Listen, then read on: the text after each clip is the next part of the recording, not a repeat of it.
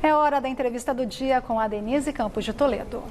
E nós vamos falar de política, combate à pandemia, economia. Eu converso agora com o Marco Vignoli, que é presidente do PSDB em São Paulo e secretário estadual de Desenvolvimento Regional. Secretário, boa noite. Boa noite, Denise. Um prazer aqui conversar com você.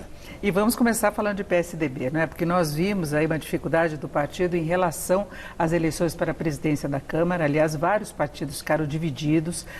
A votação deveria ser de apoio à Baleia Rossi, que era apoiado pelo governador João Dória, e de repente mudou tudo. E se viu a influência de Aécio Neves. E a partir daí surgiu também o governador do Rio Grande do Sul como um possível candidato às eleições do ano que vem. Então a gente vê que as coisas se misturaram. Eleições para a Câmara, eleições presidenciais. Eu queria saber como é que está o PSDB hoje.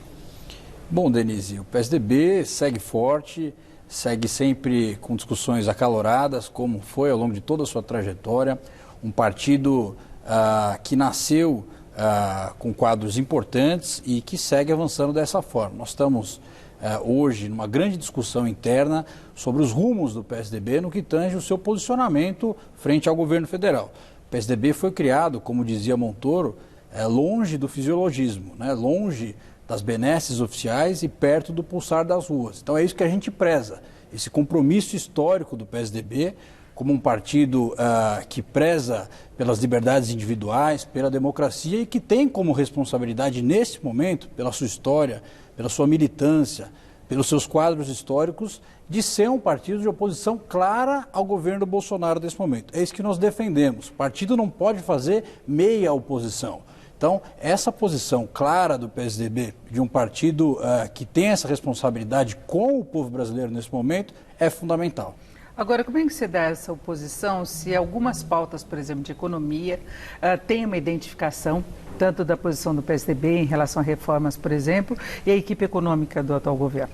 Não é? Então, tem essa identidade, até a questão da vacina, que já foi extremamente politizada. Não é? São Paulo saiu na frente, garantiu a produção do Instituto Butantan e, de repente, a gente vê muitas críticas ao governo de São Paulo. Então, como é que se administra essa diferença? Bom, o fato é que o governo federal, com todo respeito ao ministro Paulo Guedes, mas não produziu essas pautas até o momento. Existia no início do governo essa expectativa. O que a gente pôde verificar é que todas as pautas positivas para o Brasil, como auxílio emergencial, como reformas fundamentais, foram produzidas pelo Congresso Nacional e a imensa maioria delas relatadas pelo PSDB ou por partidos aliados também. Então, o que a gente, depois de 2 anos de observar um governo com responsabilidades imensas em vários campos, como foi na pandemia, um desrespeito à vida, um desrespeito à ciência, não vamos aqui nem colocar a vasta gama de erros na política internacional, de afrontas à democracia. A gente viu hoje pela manhã a fala, até mesmo sobre a imprensa do presidente Jair Bolsonaro, coisas que são frontalmente contrárias àquilo que foi o motivo de criação do PSDB. Portanto, nós seguimos com o nosso compromisso histórico.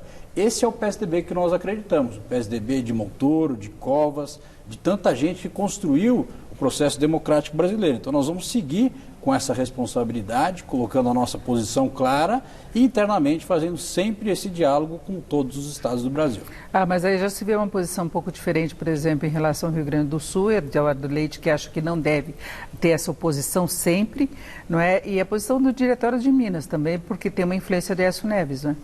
Bom, nós sempre vamos observar, por isso que o nome é partido, né, posições divergentes dentro das agremiações. Mas nós vamos defender a nossa posição, nós vamos sempre buscar esse convencimento. Eu, observando os fundadores do partido, não consegui identificar nenhum que pensasse de forma diferente, e mais do que esses quadros históricos também, Denise. Quando a gente conversa com militantes do extremo leste de São Paulo, da periferia, que ao longo de tantos anos construíram a história do PSDB e vê essa indignação, assim como nós vemos, a gente vê a importância de se fazer essa construção interna. Então, todo respeito àqueles que pensam de forma diferente, mas o que nós entendemos é que o PSDB deve atuar de forma clara, como foi desde o seu início. O PSDB ganha quando faz esse tipo de movimentação e quando se posiciona de forma clara com a sociedade. A gente tem que respeitar essa história do partido, mais que isso, respeitar a sociedade brasileira, que ainda enxerga o PSDB como uma alternativa viável de construção do país. Agora, um outro partido que também sofreu uma divisão importante em relação às eleições na Câmara e do Senado foi o DEM.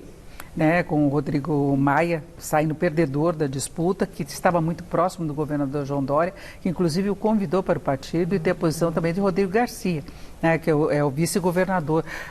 Eles podem migrar para o PSDB? Tem essa discussão? Bom, são dois quadros de imenso valor, né? O deputado Rodrigo Maia, ex-presidente da Câmara dos Deputados, com um trabalho reconhecido por todos ao longo desse período. O vice-governador Rodrigo Garcia, que tem um histórico muito próximo ao PSDB ao longo de toda a sua trajetória, é o grande capitão do time do governo do Estado nesse momento, e o governador João Dória foi muito feliz ao fazer esse convite para eles. Evidentemente que eles precisam primeiro avaliar se irão sair do Democratas, isso é uma questão pessoal deles, mas as portas abertas no PSDB pela importância que tem esses quadros. Agora vamos falar de pandemia, né? Nós estamos vendo uma boa mobilização dos governadores que devem se reunir amanhã com o ministro da Saúde para cobrar um cronograma efetivo de vacinação, de aquisição de outras vacinas. O Ministério anunciou a aquisição de mais um lote da Coronavac, mas a vacina está acabando em algumas cidades, né? Então eu queria saber a situação de São Paulo em relação a isso, agravamento da pandemia e com chegada de nova variante também em São Paulo, né? Bom, São Paulo segue fazendo, através do Plano São Paulo, todo o enfrentamento ao Covid-19. Eu aproveito para dizer que nós estamos aqui no meio de um carnaval que não é carnaval, então a responsabilidade de todos é muito importante. Eu estive hoje pela manhã em Araraquara, em Jaú, dois municípios que já têm essa variante de Manaus presente em evolução já comunitária no estado de São Paulo, onde tivemos um crescimento contundente ao longo desses últimos dias. Nós vamos, em primeiro lugar, garantir com que não falte atendimento médico para essas pessoas, aumentando o número de leitos. São Paulo já dobrou o número de leitos e nós seguimos nesse exercício. No paralelo a isso, também pedindo isolamento social e que não haja aglomeração nesse período. A velocidade que se deu com essa nova cepa em Araraquara, por exemplo, demonstra uma preocupação maior, sobretudo também com aqueles mais jovens, que no primeiro momento tinham uma preocupação menor. Então eu vi lá hoje gente com 38 anos de idade internada em leito de UTI. Então a preocupação é enorme. A vacinação avança, o Butantan segue produzindo as vacinas, nós conseguimos avançar bem ao longo desse último período, mas todos nós precisamos de mais vacinas. Então eu deixo aqui a pergunta, se o Ministério da Saúde não irá comprar mais vacinas, se virão mais vacinas também da AstraZeneca para o Brasil, todos nós temos uma grande expectativa de que forma o Ministério da Saúde vai agir ao longo desse processo de vacinação com a população do estado de São Paulo. Todos nós temos aqui uma grande expectativa de que forma se dará essa evolução. Agora, a produção prevista para o Instituto Butantan tem condição de atender o cronograma que era previsto para o país? Não tem. Em termos de idade, faixa etária, como é que fica? Bom, nós estamos avançando agora com a faixa etária entre 90 e 85 anos. Na sequência, e também voltando para a segunda dose daqueles que iniciaram a vacinação, as Mônicas Calazans, né? Acho que do dia 17 de janeiro, já recebendo a segunda dose. Nós vamos seguir avançando com o calendário proposto com as próximas idades, até chegar na faixa etária até 60 anos, e o Butantan segue em produção, cumprindo o calendário. Mas é evidente que todos querem que isso se dê de forma acelerada, esperam mais vacinas. São Paulo não tem risco de faltar e comprometer esse cronograma, que chegaria até 60 anos e depois começaria a cuidar de outros grupos vulneráveis, grupos profissionais? Não, não irá faltar vacina dentro desse cronograma, mas eu quero lembrar que esse cronograma ainda segue durante alguns meses, né? A gente tem dentro disso a necessidade de seguir com medidas como utilização de máscaras, isolamento social e poder superar um período que ainda vai durante alguns meses. A previsão para chegar a essa faixa de 60 anos é quanto tempo? Bom, nós entendemos que no mês de julho nós já teremos toda essa faixa de maior risco vacinadas, mas nós vamos trabalhar para poder chegar antes disso. Porque tem uma preocupação também com as pessoas que já têm doenças, que têm comorbidades, que desde o início preocupavam bastante, que têm vulnerabilidades, problemas de coração, diabetes. Eles entram depois na fase, seria no segundo semestre? Nós colocamos esse calendário de acordo com primeiro os profissionais de saúde da linha de frente, as comunidades de quilombolas, indígenas, e seguimos agora por faixa etária até descer as pessoas com 60 anos. Então, dentro desse conceito, todas as pessoas com comorbidades também se encontram, portanto, vacinando, diminuindo a faixa etária ao longo desse período. Agora, qual que é a margem de segurança de São Paulo em relação à questão do atendimento, que isso tem sido determinante para restrições de atividade, né? Nós tivemos muitas idas e vindas, a gente vê uma crítica muito grande por parte do empresariado em relação a isso. São Paulo está preparado para enfrentar uma nova onda se vier por causa dessa variante? E houve muita aglomeração no Carnaval, né? A gente lamenta, mas aconteceu.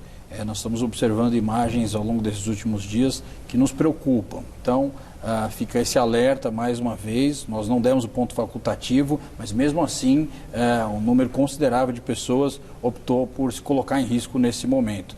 Não irá faltar leito aqui no estado de São Paulo, nós mais do que dobramos esse número. É um exercício que a gente faz diariamente. Você tem um limite de recursos humanos, né? Você tem um limite também de equipamentos. Nós estamos a todo momento superando esse limite. O que nós temos que fazer, além de custear esses leitos, é pedir a colaboração do governo federal, que deixou de custear mais de 3 mil leitos ao longo desse último período aqui no nosso estado. As prefeituras e o governo do estado têm com isso ficado com essa responsabilidade sem o apoio do governo federal.